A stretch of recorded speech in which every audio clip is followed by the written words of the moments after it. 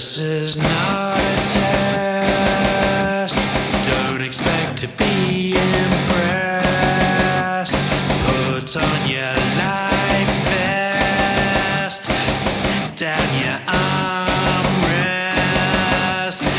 It's time to stray from the grind.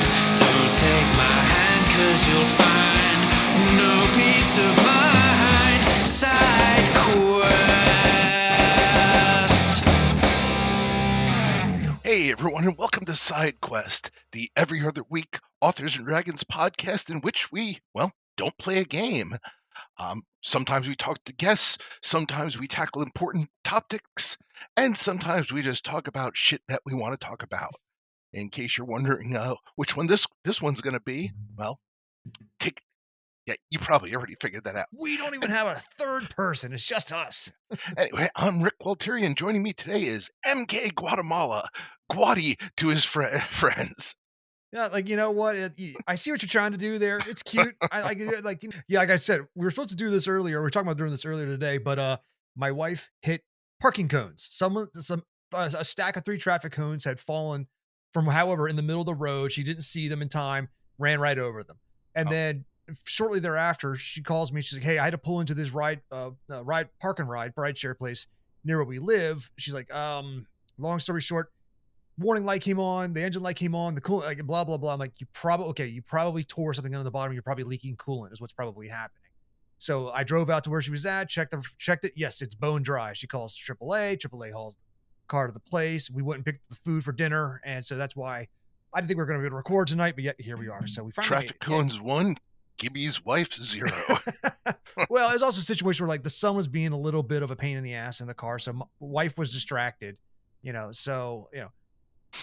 don't parent angry and don't drive angry. That's the motto here. Well, as much as I would love to spend the next hour talking about your wife and her inexplicable hatred of traffic cones. I was just walking the fans in, like, them to know it's just people. But you know what? Let's go balls deep. We're here for Transformers, people. More than meets the eye. More than meets the fucking eye, motherfuckers. That's right. So Rick and I recently just saw the Transformers 1 animated movie. And we figured we got to talk about it. We got to talk about it a little bit. Do we like it? Do we not like it? And then while we're talking about that, we, of course, have to talk about all the Transformers movies that are out there. So let's start with it first. Rick, did you like Transformers 1? I liked it, quite a bit. I mean, if we're gonna give it a rating out of say 10, I would probably say a solid 7, maybe even an 8. What was it perfect? No, but going it like my thing is, did the movie deliver what I wanted to deliver? Right. And what I didn't want it to deliver, and I know this movie's gotten a lot of flack because, well, I think Hasbro's initial marketing for it completely fucking sucked. Oh, it did. Shit the bed. Yeah, they pretty much put it out there as like a goofy comedy. Yes. And well, it has comedic bits, but it's not. It's actually a relatively deep movie. So yes, I enjoyed the shit out of it. If you take your young kids to see this, it could scar them. Some of the things that happen in this movie, because here's the thing: if it really was, it doesn't hurt that half the cast are Marvel people. It really did have like MCU like feeling. It had some of that schmaltzy MCU humor kind of here and there. Thor's the voice of Optimus Prime. The Phastos from the Eternals is the voice of Megatron. Of course, Scarlett Johansson is Alita 1. Etc. So forth and so on. So you have Marvel alum casting, like, playing these characters. I personally, I put it like, I'd give it around that 8.5 mark. I really had a lot of fun with it. I have critiques, but I had so much fun with it. And the more I think about it, the more I really think about it, this might have hit on more levels of Transformers that I personally have wanted from a cinematic experience than pretty much anything else out there has. I love the 86. I'm sure we'll get into that. But that felt like it was more like, hey, these toys that you loved and grew up with? Well, fuck you. Here's the new batch. And that's look, Optimus Prime is dying again. Exactly. They get, like, over my head behind me, I've got a little shrine of Prime. I got my 86 like Transformer. I got the big, like, what the big one's called? The Masterpiece. Masterpiece, thank you. Yep, I got mine behind. You can't see him, but if you look above my shoulder this way, you can kind of see Starscream and Prowl, and Optimus Prime is right behind them. That's awesome, man. So yeah, like we saw it, and I really enjoyed it because like I didn't see when it came out in the theater because honestly I saw the trailer for it. And I'm like, I'm not gonna go to the theater to see this. I'll wait till it comes to a streaming service because it looked unfortunately kind of kiddie. I saw it, it looked cute. And I'm like, nothing about this makes me want to rush out and give my $20 to go sit in the theater to watch this at the moment. And I was wrong. I was wrong. I wish I kind of had seen on I have a big ass TV too. I got an 85-inch TV. I love my TV. Oh yeah. But Jesus. yeah, I know exactly. That was a 45th birthday gift from me to me. Happy birthday to me from the person I love I most, me. I know. It's like I told my wife, see, look at the best person who knows me got for me the thing I always wanted.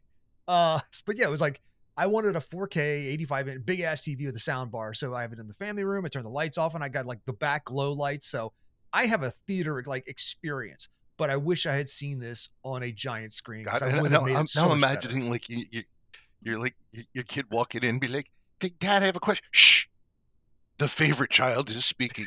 Be gone. It's okay, TV. He didn't mean to interrupt you. I'm sorry. You know, like I love you most. You don't ask for college money, so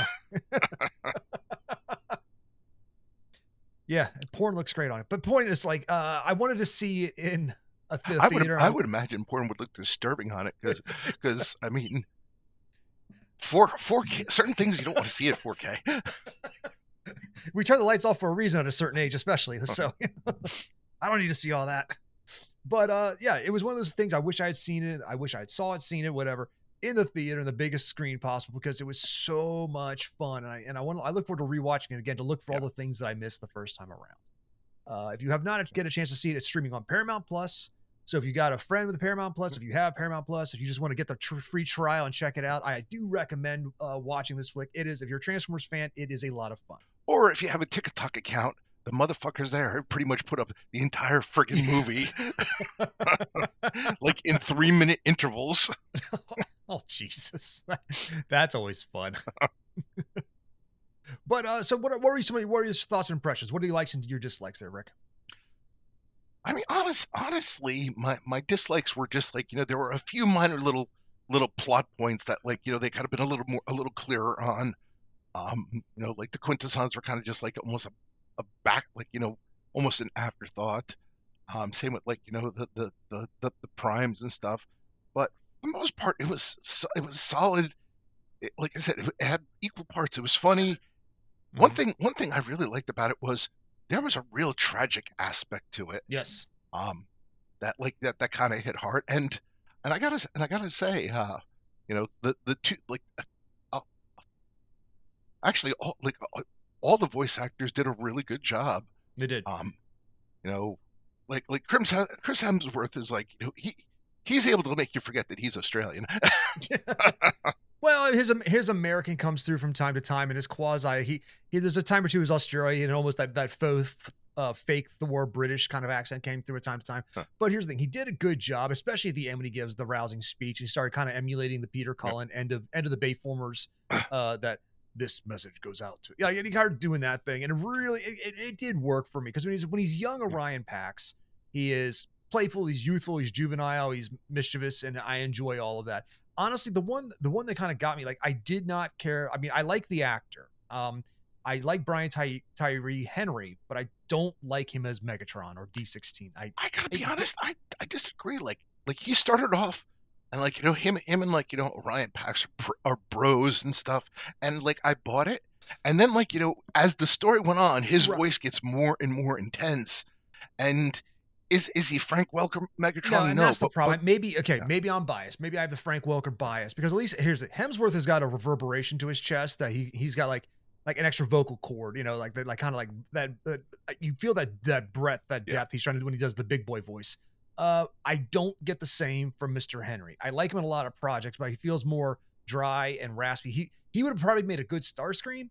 I'm not really feeling him as Megatron, but again, that's because I am tainted by Mr. Welker, Sir Frank, Frankie, if you're nasty. It didn't work for me. But for those who haven't seen the movie, when Starscream does show up and it's freaking Steve Buscemi as the voice of Starscream, like, that one did not work for me. Hey there, fellow Transformers, how are you? So, yeah, but you know something, they kind of played it up a bit, you know, that um I mean, yeah, and I mean, as a G1 fan, one thing I really loved is the fact that they had so many recognizable, like, you know, before they were Transformers, Hmm. like, you know, it was like a who's who of, okay, I know that guy, There was a I know that beauty one, to I that know that because one. you saw the forms and the characters. You could sit there, you could basically freeze almost any shot. You start picking out people that you knew from back in the day. Like, Yeah, oh, there's Sideswipe, there's Hound, there's Jazz, there's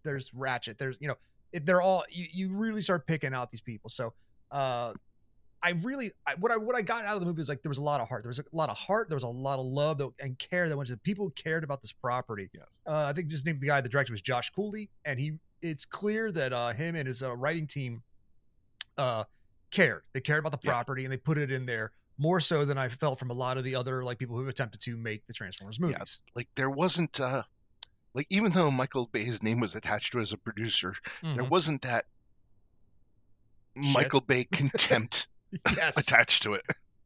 I'm not making this for nerds. I'm making this for cool guys who liked hot chicks and flashy Oh, cars. it's like, you know, I know you're ready to see Transformers, but let's look at, like, let's look at the U.S. Military blowing shit up. Yeah, and I lived that for 20 years. I'm like, sometimes I just want robots beating up other robots, So Well, I mean, that was probably I'd say that was probably like one thing I loved absolutely about this is it takes place 100% on Cybertron. There's not right. a fucking human in sight. Right, not a human in sight.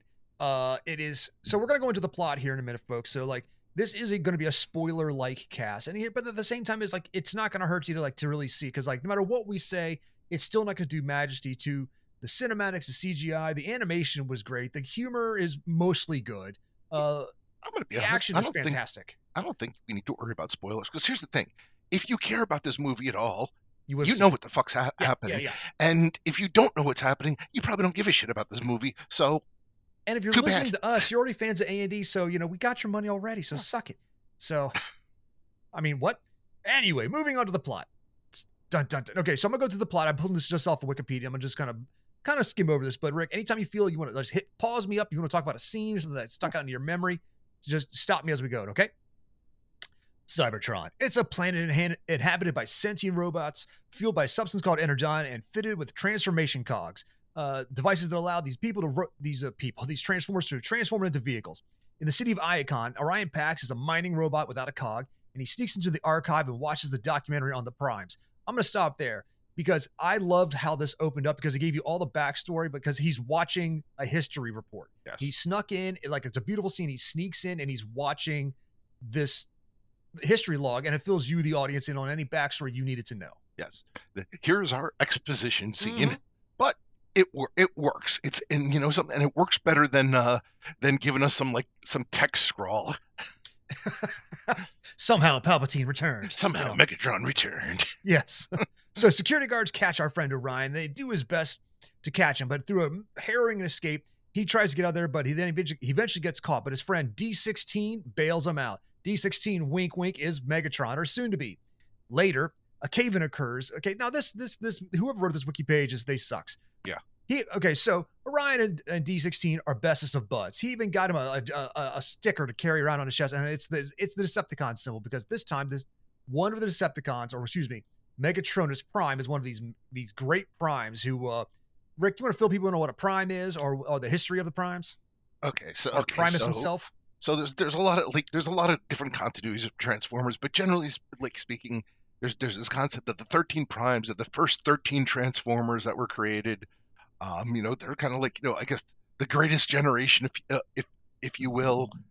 It's In somewhere like Jesus and his disciples. Yeah, exactly. And in most continuities, Megatronus becomes the Fallen because he decides to go evil, but they didn't go that route here. Instead of, like, you know, living long enough to become the villain, oh, spoiler alert, you know, he dies a hero instead.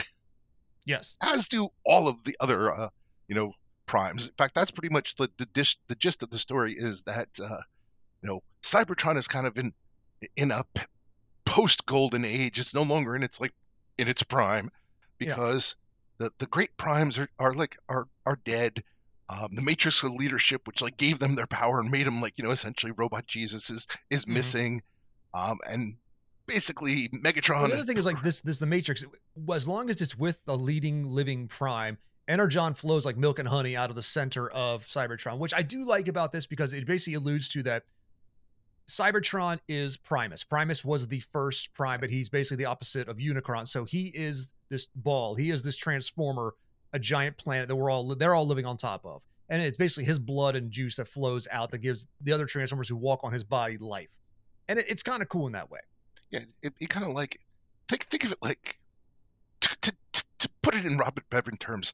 Think if you had a whole bunch of like a whole bunch of little creatures living on your dick, and No, no, no, no, no.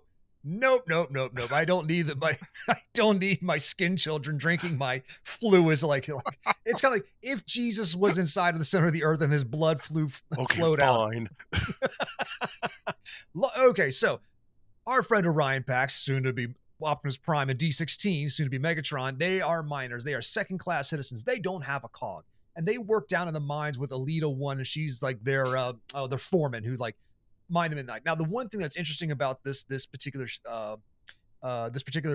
movie is it, without saying it directly, it deals a lot with body autonomy, and it deals with class warfare and those who have the haves and have-nots.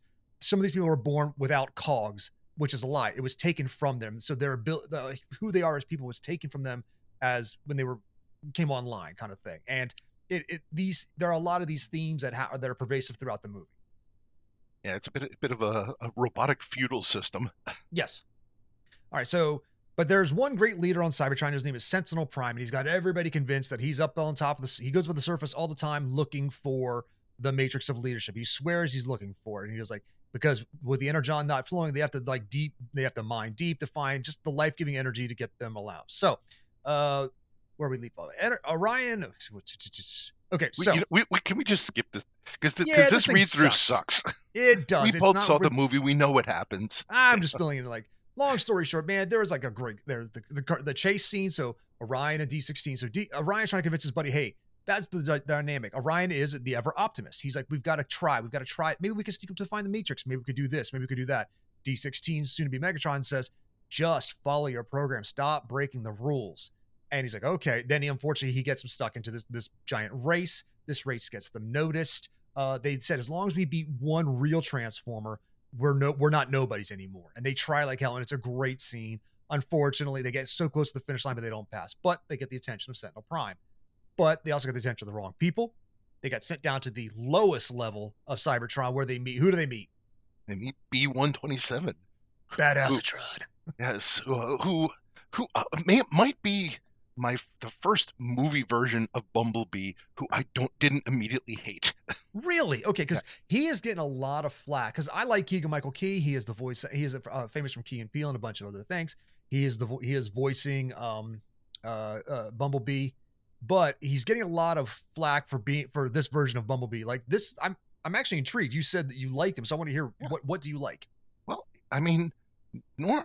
Okay, so I've never been a fan of the whole Michael Bay, bebop, can't speak bullshit version. And Bumblebee in G1 he was basically just there to essentially give the humans a friend.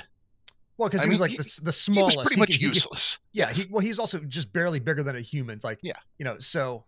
Yeah. So I haven't really liked a lot of versions of Bumblebee.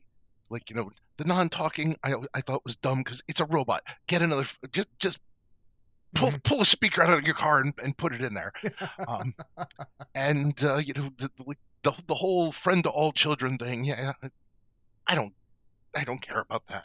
But this version of Bumblebee I like because, when you meet him, he's a little bit batshit. Yeah. He's been alone for a long time. He's loopy. And he I'll prefer he doesn't really feel like Bumblebee, but I think that's part of the reason why I liked him. Yes, he's young, he's enthusiastic, but there's also that a bit of a crazy quality to him. And let's be honest, later in the movie, there's a bit of a ruthless quality to him, where he essentially just says, "Wait, I can kill people.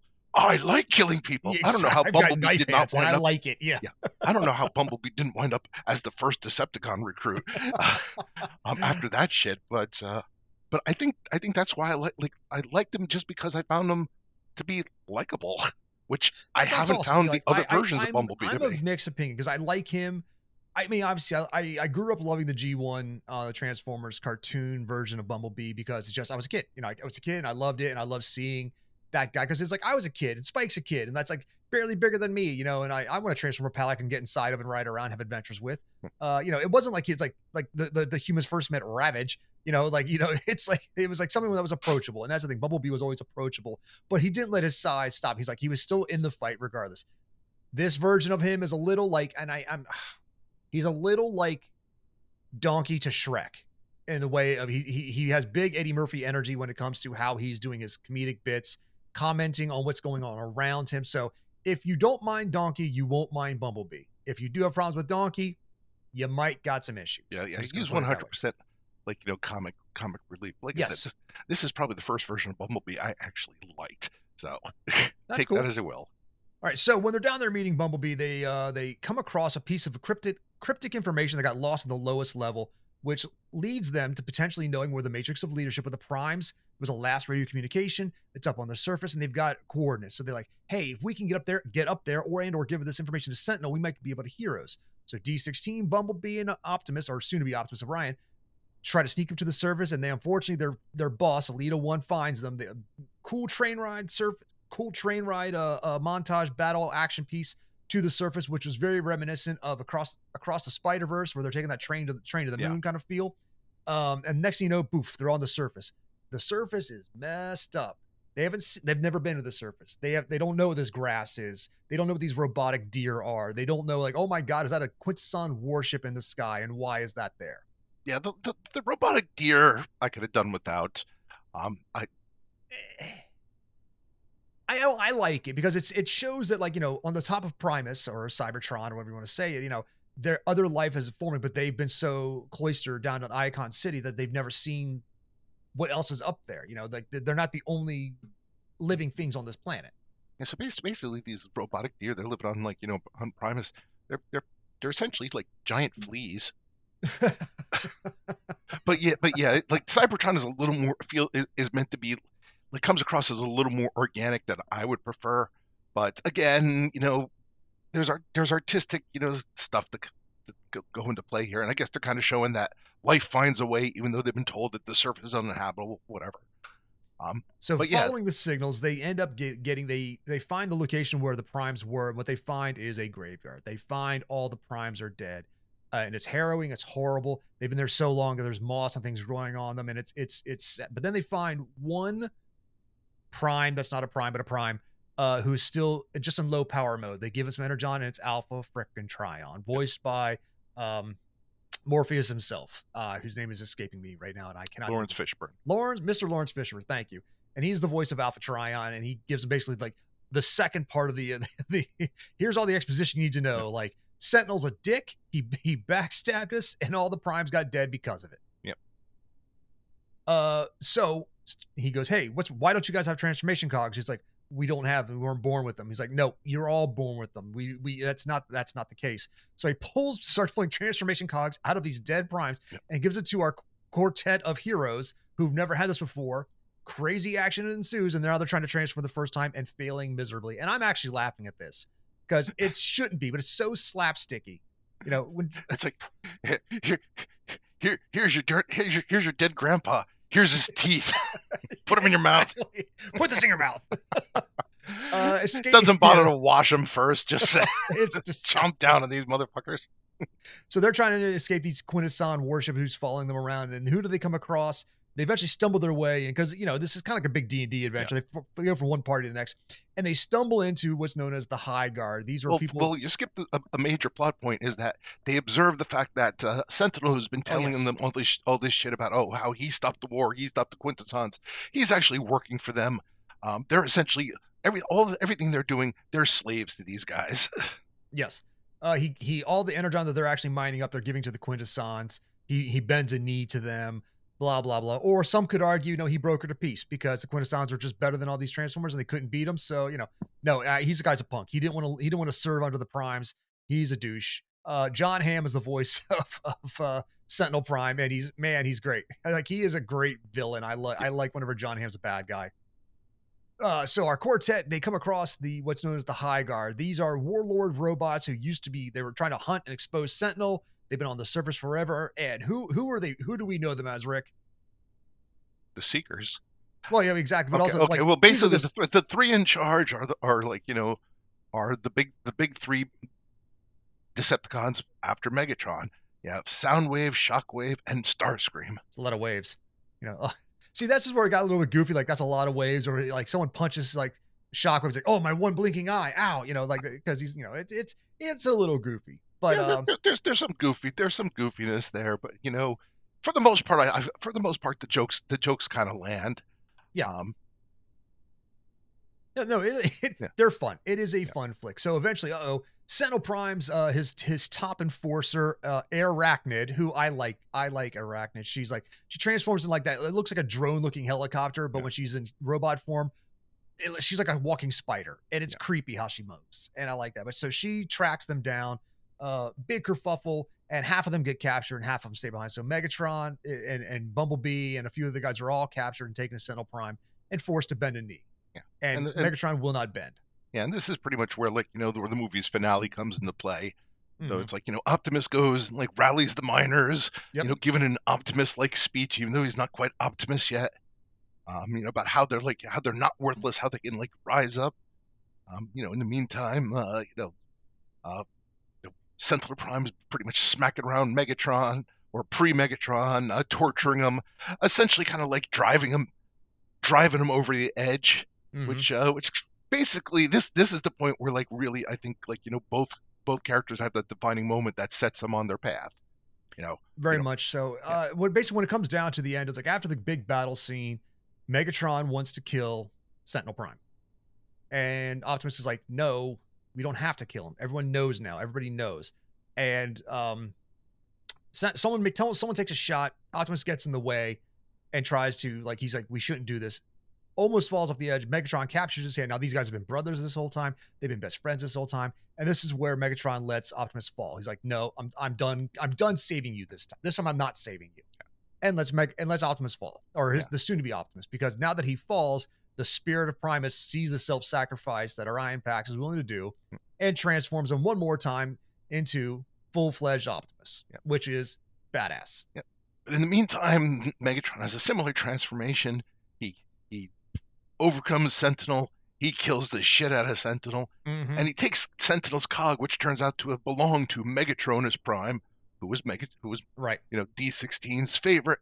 He puts it in his chest. He pretty much gets another upgrade, and that's the point where he pretty much declares himself to be Mega fucking Tron.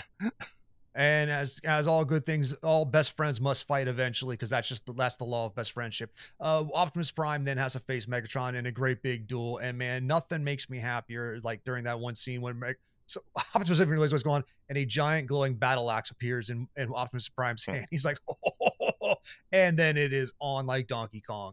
They have a great battle, good. Megatron is defeated. Optimus Prime stands tall. Megatron escapes. He kind of lets him leave the city forever, or that's it. We're not. I'll kill you. Megatron and the rest of the newly formed Decepticons fly off, and this brings on to the end of the movie where it's like it's leading into a sequel. And God, I hope to make a sequel, which is supposed to go into the Cybertron and Civil War. Yeah. The post-credit scenes, post-credit scenes show that Megatron has, he renamed the High Guard. Now they are officially the Decepticons. Every one of them now has the symbol of the and it's where we want them to be, where we know them from G1. Now, my one critique from this movie, I mean, there's a bunch of little critiques, but my biggest one, and I've been arguing with our fans on Discord about it. Crisis and I have it right, and Zach of all trades is wrong in every way, shape, and form. And I hope you hear this, Zach of all trades, because you are wrong. The push for Megatron's his heel turn, it felt escalated faster than it needed to be. I know where they had to get him from a friend to an enemy, but the turn, if we were the pen behind, the character turn, it happened too fast. It happened too strong. It's like, I need, like, he felt betrayed. I got that. He loves Sentinel, and now he found out the Sentinel's a villain, and he hates him. Totally understand that. Wanting to kill him, I understand that. But then taking the next step, it was like in Game of Thrones when Daenerys decides, you know what, I'm just going to burn King's Landing for no reason. That's the leap of logic that it felt wrong. Yeah. I mean, I didn't find it that big of a leap of logic, but I do think there should have been like another catalyst. Maybe like throw in, another buddy of like, of theirs who like, who then gets killed, and like, and Optimus is like, okay, we need to move past this, and Megatron is like, nope, we need to like get revenge. I think that would have hit home a little bit harder. Instead, it kind of comes across as I don't know, a little petty on D16's part, but again, I'd consider it kind of a minor thing. It is minor, but I know they had to get him to be Megatron in the beginning of the Civil War. I know where they had to get him to be and why they had to get him there. There was just something about his particular heel turn that rang a little hollow. It felt just a little contrived, and that's all my really real major critique. Yeah. Now that being said, Alita, she's fine. I'd rather have an RC over Alita. I understand the history of Alita 1. She's basically just the female Optimus Prime. They're going all the way back to their time on in the G1 cartoon when we all watched it. We learned about it. I like RC more. That's me. Yeah, but like, but now we have the implication that like, that at the end of the movie, everything's going good. So Optimus and Alita are getting some robot fucking going they got to on. use an adapter, and it never feels the same way. But overall, so like I said, I give this about an 8.5. I had a lot more fun with this movie than I had with a lot of the other ones, and it gave me a lot of the love that I enjoy a lot of the series, more of those anime, like Transformers Prime. I really enjoyed Transformers: Robots in Disguise. Even the Rooster Teeth one that was on Netflix, I really enjoyed that as well. I don't know if you ever watched that one. It was a pretty solid version because like Bumblebee's kind of a dick. It's kind of funny that way. Yeah, no, I know. Yeah, I saw that one. Yeah, I liked the Netflix versions. Yeah. But like this really hit all the buttons that I wanted to hit. But now it brings us to the actual frickin' all the other movies. Rick, do you want to help me rank these things? Oh fuck, I have opinions. All right, so let's share. Let's see if I can do this right. Share. We might not agree on those opinions, but it's okay. I'm much like you with Zach of all trades. I'm okay with you being wrong. All right. So we have our screen in front of us. We have the seven. Well, it's like the 6 Bay films. Do we count Bumblebee as a Bay film, or does he not fall? No, I don't count it. I don't count Bumblebee as a Bay film. Okay, but I'm going to tell you right now, I count Rise of the Beasts as a Bay film. Oh, it is. It totally is. So okay, we'll start with the 6 Bay films, and we'll make this easier. For fans at home, what you don't see, I've got a graphic in front of us. It's got like an old techno graphic where we've got an Autobot light side and a Decepticon kind of darker side. So I want to let's put these left and right. Is it Autobot good or Decepticon bad? So Transformers 1, the first Michael Bay Transformers movie, is it good or is it bad? I would say it's the best of the bunch, so I would put that as good. We'll leave it in the good category. Transformers 2. What was this one? What was this one's the tagline? They're so tiny, I forget what it was called. Revenge of the Fallen. Revenge of the Fallen. I don't like this one. Yeah, I don't like this one either. So I agree. I think we're going to put this over onto the bad side. It doesn't work for me. Transformers Dark of the Moon, the third of the Bay films. I would call it better than Revenge of the Fallen, but I still don't particularly like it. See, I like this one. Because I like, again, we got an evil Sentinel Prime, Leonard Nimoy. We got some pretty cool action. Like I will give what's it called its due. Revenge of the Fallen has got this really cool fight where Optimus takes on all those Decepticons and the one's like, I'll take you all on, It was a really cool moment, but that's about it. That's all I really had, Yeah, it features a very bloodthirsty Optimus Prime and yes, basically, a not Optimus Prime. So I'm gonna leave it here. I'll say it's leaning blue. Okay. Now we get what was this one called? The fourth one. This was Age of Extinction. Age of Extinction. Now, okay, so conceptually, I like Age of Extinction. I hate it's just so full of much. So many stupid fucking plot holes. It's just, it has good special effects, but it is so lazily plotted it's almost disgusting. Is this the first one with Marky Mark? With Mr. Yes. Mark Wahlberg? Yeah, with yeah. like This is Kate the Yeager? one Oh my God, I where we freaking have found a this. Transformer. Yeah, I'm a this is the one science where doctor and I found a Transformer. That guy. Yes. yeah, and then we have a whole scene devoted to like his daughter and like her Yes. boyfriend basically being like, oh, The I have my Romeo and Juliet statutory laws. rape card. Yes. Yeah, I'm gonna put this in the bad category. I Yeah, don't like this one. I like it because it introduces the Dinobots, but that might be the only reason I like it. So All right, I'll go with are you there. okay with it being in the bad side? Or do you want it Yeah. in like the middle bad? Middle bad. Okay, we'll move it in the middle bad. You go over here. All right. So you're in the middle good. So the next one would be The Last I think Night. it's The Last Night. It was No. just fucking awful. Yes, hot garbage. Yeah. You go over here. Utter fucking trash. It's so bad that like even bring in a Camelot plot, like that the Transformers knew Merlin and King Arthur, and it was so bad. Yeah. It hurt me. Well, again, lazy. Like this is where I keep saying contempt, because the contempt that's shown in this is the fact that they essentially plotted it, knew it made no sense, and didn't even try. There's Okay. no attempt to explain the plot inconsistencies, any of that shit. It's just basically like, here's your Transformers nerds, give me your money. Yes.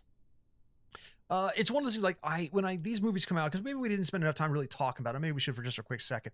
Like everyone else, when these things came to live action, I really wanted to see something solid, And the name Michael Bay carries different weight to different people. Like the young me really enjoyed several Michael Bay films. I unapologetically love Armageddon. I unapologetically love The Rock, Bad Boys 1 and 2. I truly enjoy these fun movies for what they are because they are popcorn blockbuster, big budget, go boom, boom, pew, pew. And it makes my brain all the happy juice. Not a lot of thinky, just a lot of fun. And I don't mind that.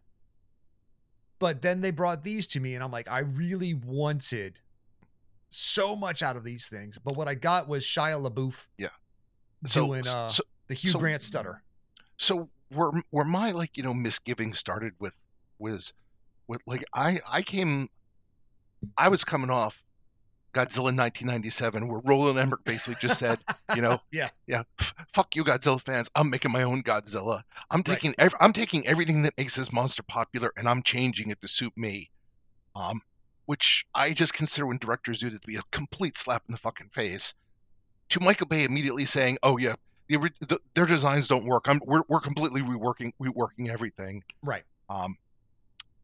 And again, that was like, and again, the first Transformers movie is not bad, but like again, you can start to see a little bit that contempt, and like as the series continues, it just gets more and more.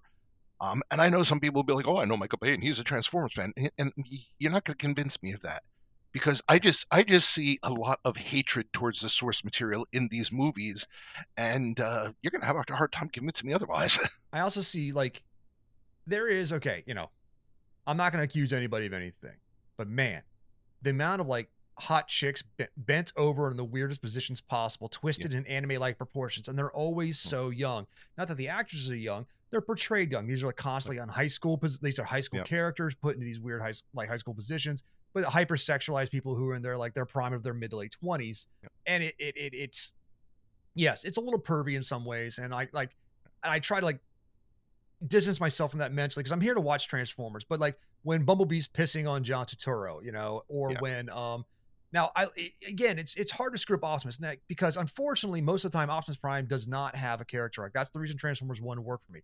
Optimus Prime, when we watched him in Generation 1, we grew up with this thing. He's just John Wayne meets, Chuck Norris. He's Liam Neeson, all these characters wrapped into one. He doesn't have an arc. He has already had his arc. He is now just leader guy.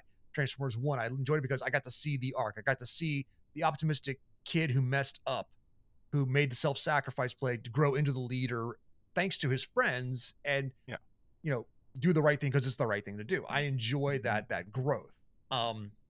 So in this, it doesn't. Also, I remember, I'm pretty sure Megatron tore Jazz in half, and there's Optimus at the end, like, we lost friends. And Chuck just but we made new ones. So, it's like, oh, Jazz Yeah. is dead, but who cares? So it was Yeah, very, I knew this guy for for 70 million years, but he owed me $50. Shia LaBeouf is cool. Megan Fox is hot. And there's also an aspect that annoys me. A lot of these movies essentially all scream like America, fuck yeah, almost as hard as South Park does. And the thing is, we're dealing with alien robots from basically are supposed to be like light years ahead of us technology wise, and it starts off that way in the first one. But then at the end, suddenly out of nowhere, oh, human weapons work again. Oh, we figured this stuff out, and oh, we can we can take them out. And I'm gonna be perfectly honest. When I watch a Transformers movie, I watch it for Transformers. I don't watch it for the people. The same way, when I'm watching a Godzilla movie, I'm watching it for the monsters. The only thing I want to see with the people is either them getting the fuck out of the way or getting stepped on. See, the other things like that is that is a Michael Bay thing, and it is like he has always had a fascination with the military, and he always had a fascination with he hates nerds. It's like even like Armageddon. It's like these guys these roughneck oil drillers are better than all these NASA nerds. These freaking pencil neck dorks, and they're gonna go up there and do what these nerds can't do. So stay away from fucking nerd properties. Exactly, but it's like, but he loves But the thing is, like, you got NASA, Bad Boys, you got Cops, you got The Rock, you've got the Navy SEALs versus the Marine Corps. I mean, you got he does love his military, his guns, and his jingoistic like tendencies when it comes to America. Like you said, America, fuck yeah. I'm not anti-America, but it's like, there's comes a point you got to dial it back a little bit. Not everything needs a gold filter. So, but everything he does do, I give him credit for. Man, every single time, like you hit a certain one of these battle scenes, and I get Linkin Park doing a 14-minute music video to Linkin Park songs, I'm in. I'm sorry, I'm in. I'm a kid of that era. Like I bring that shit on. I agree to a certain degree, but part of my problem also is in him reimagining these Transformers is essentially the way he did is most of them just kind of blend together in these giant action scenes. Like you really can't. All the Decepticons are just like these gray robots with insect-like faces. Yes. And it's like, okay, did Optimus Prime just kill Starscream, or did he kill somebody else there? I have no fucking idea.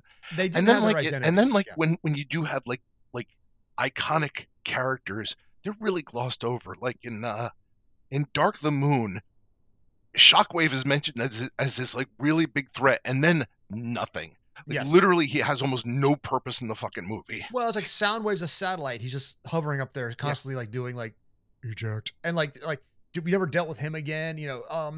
You're right. They do a lot of these type of things that there's no identity to the bulk of the character, with the exception of Optimus Prime, Megatron, and Bumblebee. Like they don't have an identity that really stands out on the screen. They try. I mean, even when you bring in like John Goodman as like Hound and a few of these other like wreckers and things like that. Was it also in 3? I mean, even though I like the movie, was it in 3 where Optimus and them they hid inside of a something when the shuttle blew up, and they watched Chicago get destroyed for about 45 minutes, and then decided to join the fight? Like we had to let them know what would happen if we weren't here. Like kind of a shitty move, Optimus. That's kind of a bad look. Oh, and speaking of Hound and stuff, well, that's one thing. That's another thing that annoys the fuck out of me is that like whatever your profession is, you kind of have to look like an exaggerated version of that. Like, it's like, oh, hey, like, don't even get me started on the 2 racist robots in Revenge of the Fallen. But it's like, what was it? Wheeljack shows up and it's, oh, you have to be this big nerd with robotic glasses and shit. And it's like, come on. It's like, you're not even trying. Right. So that's why I'm going to put, like, I keep that one there in the, it's not as bad. I personally, Dark Moon is one of the ones that I enjoy the most. And you seem to have this. For which one is this one? This was the first Marky Mark was this like Age of Extinction, because it brought in the Dinobots. Okay, which brings us to the Beast Wars. Where do we want Transformers Beast Wars? So Beast Wars for me was a huge disappointment because Bumblebee hinted at moving away from the Michael Bay stuff. Yes, kind of reestablishing it, taking it into like what I thought was a positive direction, and Beast Wars pretty much just felt like, let's suck Michael Bay's dick for 2 hours. I couldn't even finish this one. I tried to watch it. I couldn't even finish. I just couldn't care. Yeah. It immediately goes into the bad category for me. I just couldn't finish it.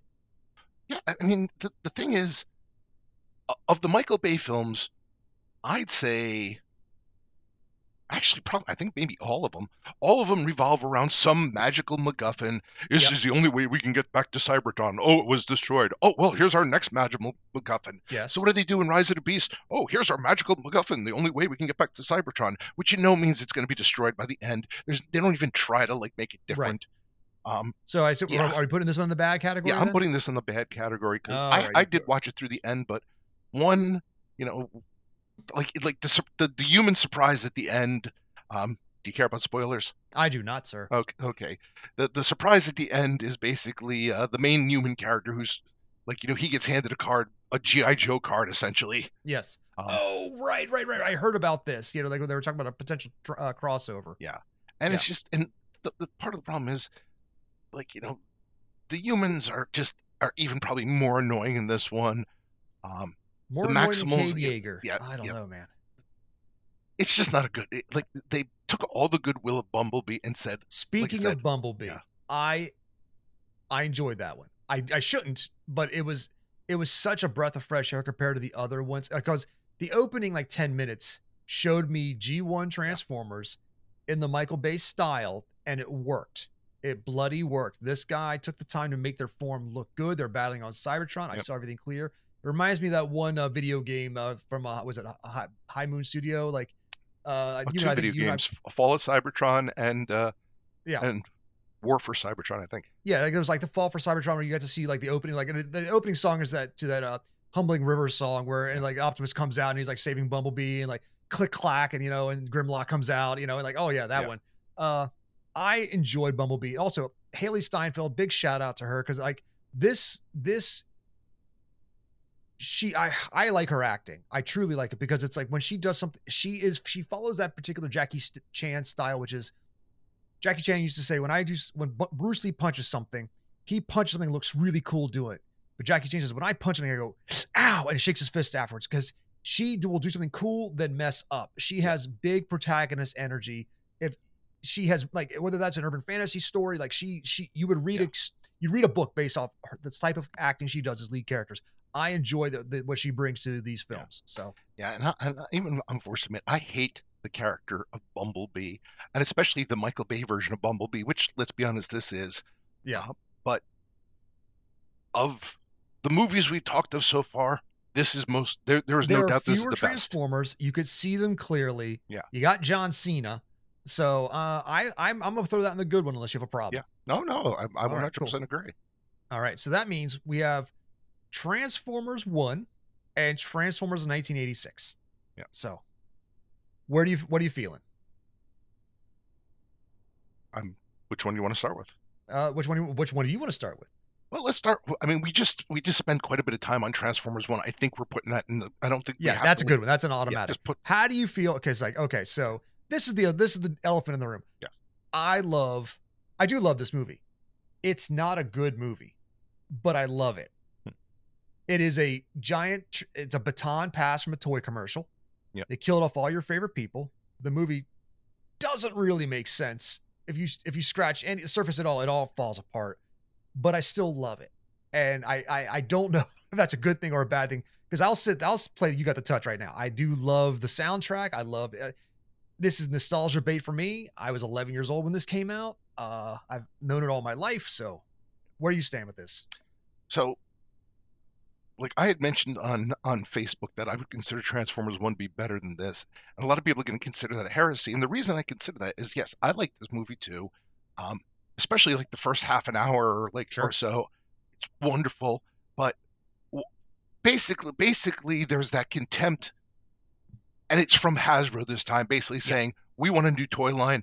Yep. And rather than pass the torch in like a way where we can we're just essentially going to all these characters you have grown to love over 2 seasons of Transformers, who they've really given a lot of personality to. Yep. We're just going to fucking slaughter them.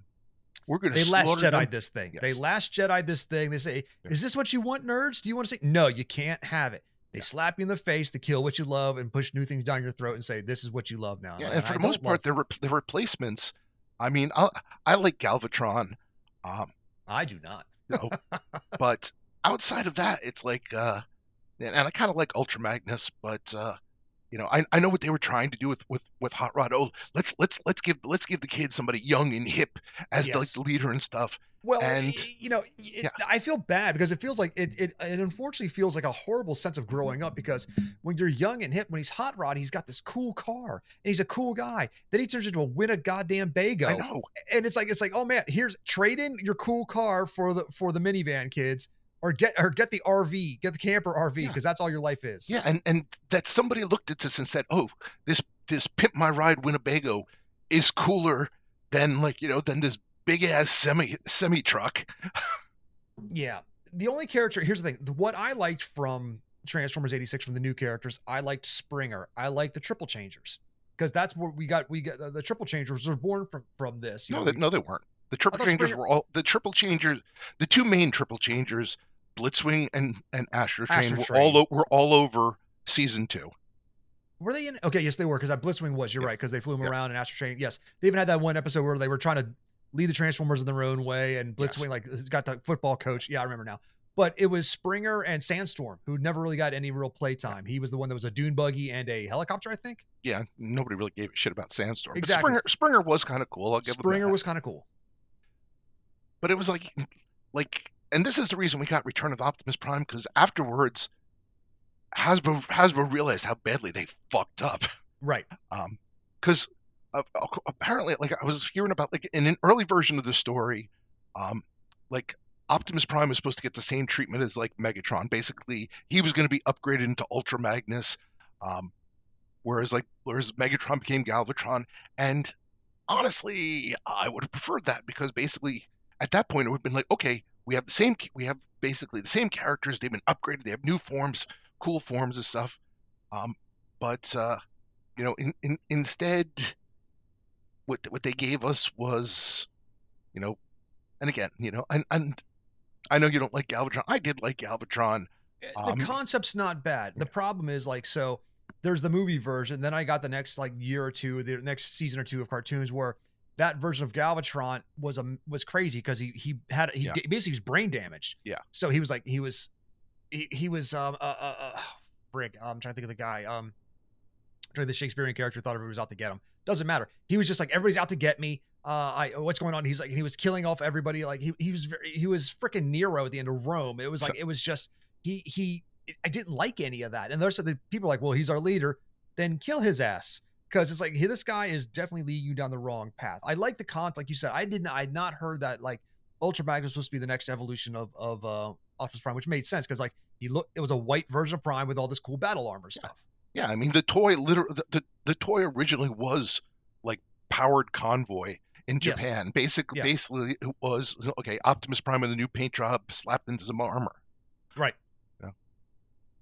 I thought that was that would have been a cool idea. But yeah, what they gave us, then they also introduced the Quintessence to us nerds. We got to learn about this. Yeah. Unicron, of course, was badass. So like there are certain parts about the lore, and also, clearly like, the Prime, he's dead, but his spirit lives on, and it's blah blah blah. So yeah, I still love this movie. I own this movie. I watch it from time to time. So I still call it good, but it's not as great as it's a bad story. And I will add one thing. I know you said you like Springer. I'll admit I kind of like the character of Cup. Like Cup kind of took over for for Ironhide as like the grizzled old, like, warrior, and he didn't do a bad job. No, Cup did a good job of being like, yeah, he was the old surly guy. Like, yeah. Grimlock got dumber, if that was possible. I did not like that. Yes. They left my favorite Dinobot, Snarl. He didn't even make it. He didn't even make the cut. There's no Stegosaurus in this. They brought in Wheelie, who sucks. It was a real hit. And also, okay, you notice Blaster's in the beginning of the movie, and he's helping defend Autobot City. Then he disappears for the entire movie and then shows up again at the end. He might have been the only smart one. His agent says, you only got to be in the beginning and the end. So, well, that was the thing. Like apparently there was a couple scenes that were cut. Like Shockwave does the same thing. He shows up in one scene and then suddenly he's gone, and it's like, and you never see him again in the cartoon. And it's like, okay, did he die? Did he just say fuck this noise? Retired somewhere like to the beach? I don't know. But we got the Junkions as well, which are kind of cool. But the Junkions make no fucking sense. It's basically, here's a planet of junk, and there are Transformers on it too. Well, the other thing is that sucked was like we all saw Galactus Prime got shot and died. saw Ultra Magnus got blown the fuck up. They Yep. put him back together and rub some goo on him, and he's back and he's Yeah. healthy and whole and hale. And he's like, why couldn't you just, hey, go get Optimus's corpse, bring him right over Exactly. here. Which is effectively kind of what they did in the Return of Optimus Prime. Right. They basically just said, no, why don't we actually just fix him? Yeah.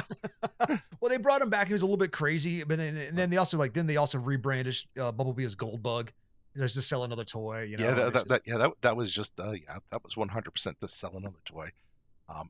But that's what. Anyway, that's why kind of like it's a classic, but I still enjoy Transformers 1 more just because, again, there's that contempt behind Transformers, and I understand it's made by Hasbro, they're trying to sell toys, but Yep. they did it in a way that was a giant FU, and let's be honest, that also traumatized a lot of kids. Yeah. Well, it's because of Death of Optimus Prime that when they did G.I. Joe, the movie, that Duke was supposed to die in Yeah. that, and they put him in a coma instead, specifically because kids, I know I saw this in the theater, and I was like, what the fuck? Yeah. You know, like I just saw my hero turn gray and head to the side, and everybody's like crying, and apparently Spike's got a kid. they toned it down. Like I heard in Oh, early God, version, like, I heard in shit the on his early version corpse? he basically just disintegrated to dust, and like the test audiences they like had to go into therapy and shit for that. Oh my God, they just Thanos snapped him. Like, no, Megatron comes in and shits on his chest and like defiles his corpse. So Yeah, but at the same time, it wasn't even just Optimus. I mean the first God, scene. man. I mean, Ironhide was a major character. Yes, he was. All throughout, like the first 2 seasons. And Megatron just shit, basically ripped off his head and shit down his throat. Motherfuckers. Was it Prowl, the cop, who got shot first, right through right into his headlight, which is like basically his heart chest. I don't know, but like you just saw the smoke in his eyes. And it's like, wait a minute, what? No, every time people get shot, they get back. I was like, G.I. Joe, you shoot a laser, they hop out or bail out. You know, like, wait a minute, are we watching people literally die right now? Yeah, I used to joke that because we saw these characters getting shot up and stuff in the cartoon. And I joked that there's a missing scene in this movie where where Optimus like, oh, you have to take a shuttle full of energon. Yeah, but all of our armor's in the shop. We're just kind of wearing cardboard. Get on the fucking shuttle like you're ordered. Well, we also get the other downside is like the Transformers the movie. It is what it is. You know, good or bad or indifferent. It's a lot of nostalgia bait and a lot of love and a lot of great music. A lot of it makes no goddamn sense, like we said. But you have like things like, we know who like the aerial bots are. We know who the combi bots are. We know who like the Decepticon menace are. The Stunticons.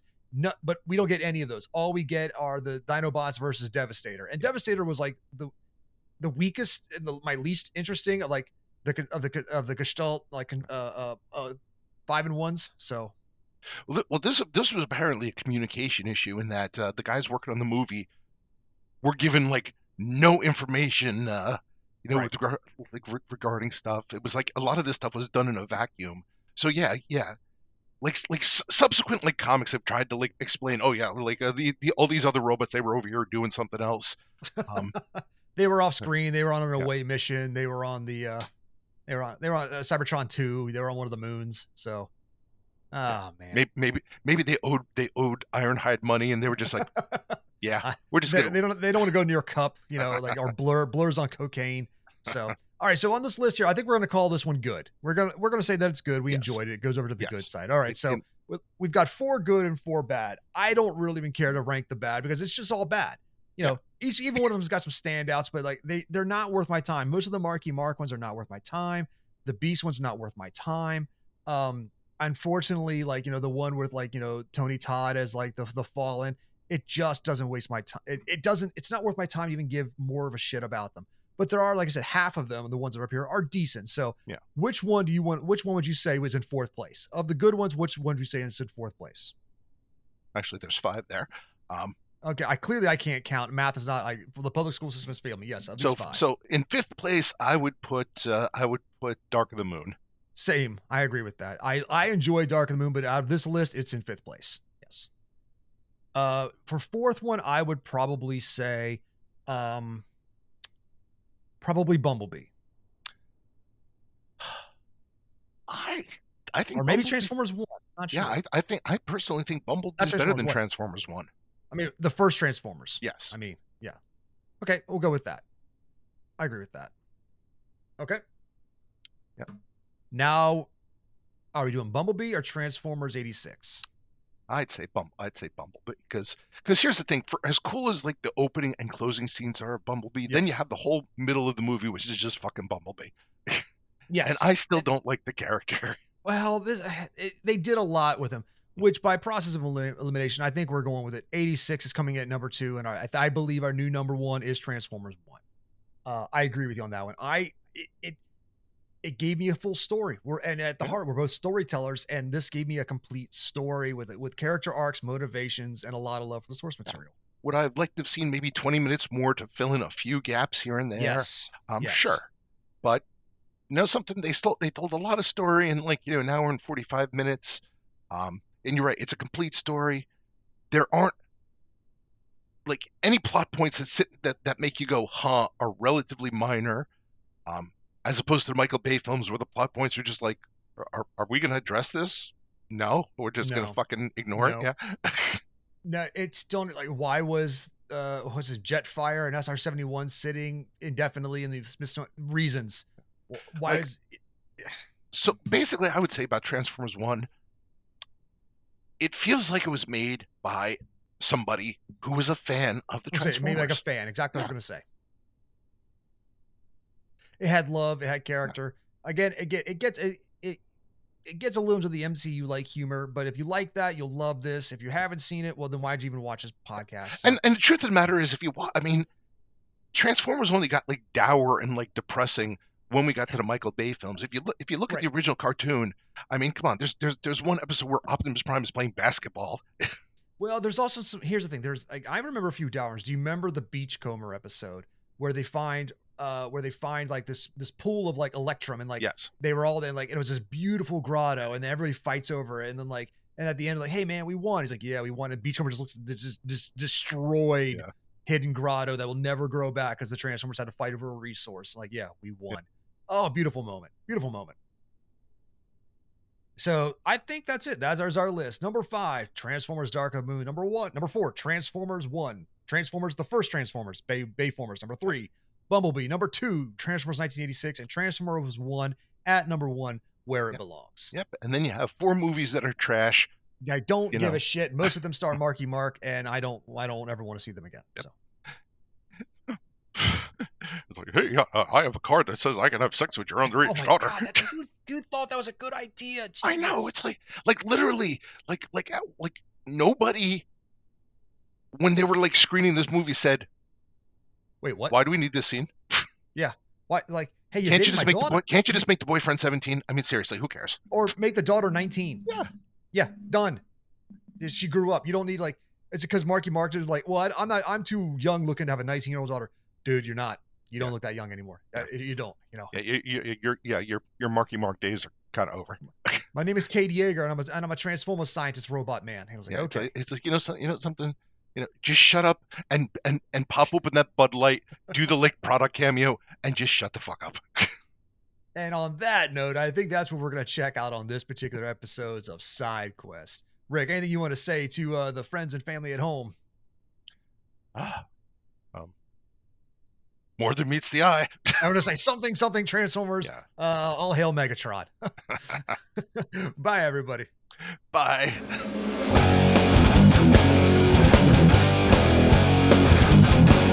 Authors and Dragons is brought to you under a Creative Commons license, meaning you are free to share this material so long as credit is given to those who created it, which is us, the people you just heard play the game.